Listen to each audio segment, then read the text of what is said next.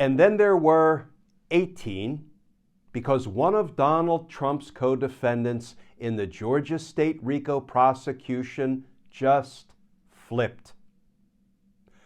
Let's talk about that, because justice matters.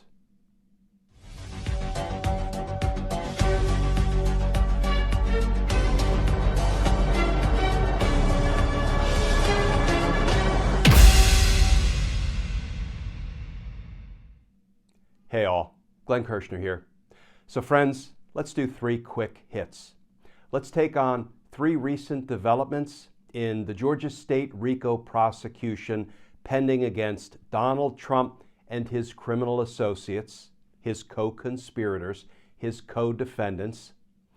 And let's talk about the most important development first. This from the Washington Post, headline, First Trump co-defendant pleads guilty in Georgia election case. That's right, friends, we've got our first cooperating witness. The first defendant has flipped. That article begins, a defendant in the sweeping election interference case against former President Donald Trump and 18 others in Fulton County, Georgia, became the first to plead guilty on Friday. Scott Hall, a 59-year-old bail bondsman from the Augusta area, whom prosecutors allege played a wide-ranging role in efforts to overturn Trump's loss in Georgia, pleaded guilty to 5 counts of conspiracy to commit intentional interference with the performance of election duties. The charges are felonies that were reduced to misdemeanors because of Hall's status as a first-time offender. Hall agreed to serve 5 years of probation and, importantly for the prosecution's case, he will testify. So let the flipping begin, or I guess I should say, let the flipping continue.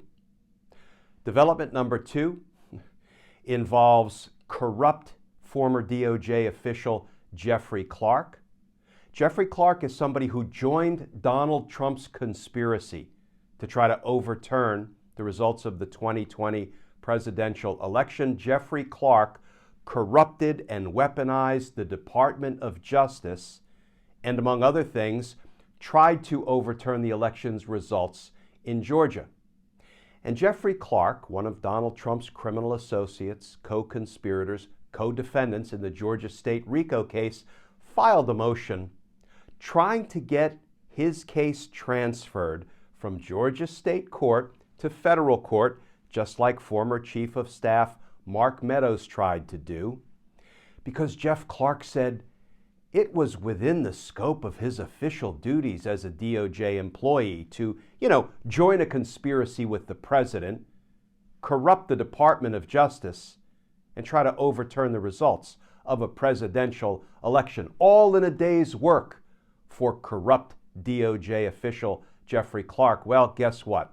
A federal court judge just denied Clark's motion, Clark's attempt to get his case transferred from Georgia state court into federal court. So he'll be sitting shoulder to shoulder as a RICO defendant, as a co-conspirator, as a criminal associate with Trump and company.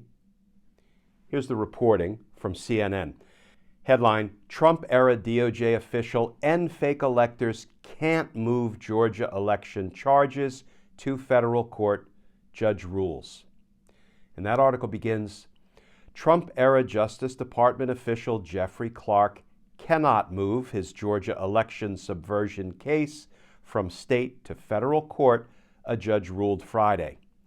The ruling from U.S. District Judge Steve Jones is the latest blow to the Georgia defendants who are trying to move their state prosecutions into the federal system, where they could get more favorable trial conditions or increase their chances of getting the criminal charges dropped altogether by invoking immunity protections for U.S. government officials. Judge Jones already rejected a similar request from Mark Meadows, who was former President Donald Trump's chief of staff in 2020 and was also charged in the Georgia indictment. Trump has been expected to make the same request, but on Thursday made a surprise announcement he would not. A surprise announcement from Donald Trump that he will not try to move his criminal prosecution from Georgia state court to federal court. Of course, after Mark Meadows tried and was smacked down by the federal court judge, now Jeffrey Clark and all of the fake electors who tried to get their cases transferred from Georgia state court to federal court have gone down in flames. Those motions have been denied by Judge Jones. So Donald Trump makes a surprise announcement that I'm not even going to try to get my case transferred. Let's first take on the new reporting about this surprise announcement by Donald Trump. This from the Associated Press, headline, Trump won't try to move Georgia case to federal court after judge rejects similar bid by Meadows. And that article begins, former President Donald Trump will not seek to get his Georgia election interference case transferred to federal court, his attorney said in a filing Thursday, 3 weeks after a judge rejected a similar attempt by the former president's White House chief of staff. The notice, filed in federal court in Atlanta, follows a September 8 decision from U.S. District Judge Steve Jones that Chief of Staff Mark Meadows, quote, has not met even the quite low threshold to move his case to federal court, saying the actions outlined in the indictment were not taken as part of Meadows' role as a federal official. And friends, just for fun, here's how I want to finish up. I want to read the very short motion that Donald Trump's criminal defense attorneys filed with Georgia State Court Judge Scott McAfee, telling Judge McAfee that Donald Trump won't be filing a motion to remove his case from Georgia State Court to federal court. And let me start by saying this. Donald Trump previously filed a motion with Judge McAfee saying, we might file a motion trying to transfer our case from Georgia State Court to federal court. First of all, that was an entirely unnecessary motion to file. You don't file a motion saying you're thinking about filing a motion. You just file the motion if you're going to try to get your case transferred. That's not what they did. They filed a motion telling the judge they were thinking about filing a motion, and now they filed a motion saying they've decided not to file the motion. But it gets so much worse.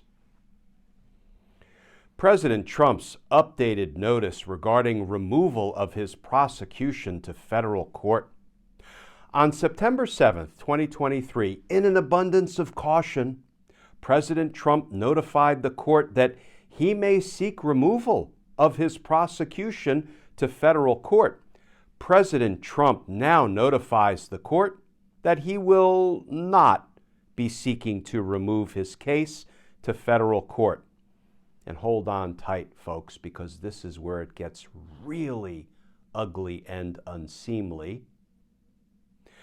This decision is based on his, Donald Trump's, well-founded confidence that this honorable court intends to fully and completely protect his constitutional right to a fair trial and guarantee him due process of law throughout the prosecution of this case in the Superior Court of Fulton County, Georgia.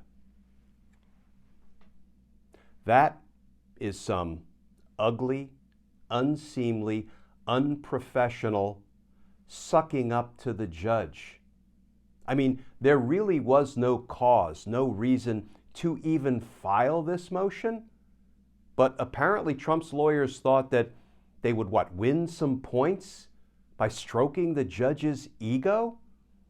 I was half expecting to see a footnote here saying that, oh, and by the way, Donald Trump also thinks you're so big and handsome and strong, Judge McAfee. This is some Bush League lawyering. And friends, I can tell you, I highly doubt it will win them any points with Judge McAfee. But friends, I want to circle back to where I started, because really the most important development is the chips have begun to fall in Georgia, with the first co-conspirator, the first co-defendant, agreeing to plead guilty and flipping, agreeing to testify against the other co-defendants. He may be the first one to flip, but friends, I can tell you based on experience handling RICO conspiracy cases, he will not be the last. Things down in Georgia are trending in a good direction, trending toward accountability, trending toward justice. And justice matters. Friends, as always, please stay safe, please stay tuned, and I look forward to talking with you all again tomorrow.